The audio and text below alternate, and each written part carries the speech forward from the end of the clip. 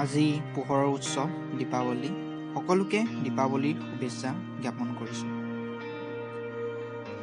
আজি পোহৰৰ উৎসৱ দীপাৱলী। এই বিশেষ দিনটো বহুতো আতচবাজি ফুটুৱাই ফলস্বৰূপে শব্দ প্ৰদূষণ হয়, যিটো আমাৰ পৰিৱেশৰ কাৰণে আটাইতকৈ ক্ষতিকাৰক। আমাৰ এই ভিডিঅ'টোৰ যোগেদি আপোনালোক সকলোকে অনুৰোধ জনাইছোঁ যে দীপাৱলী আপোনালোকে পালন কৰক পৰিৱেশৰ ক্ষতি নোহোৱাকৈ।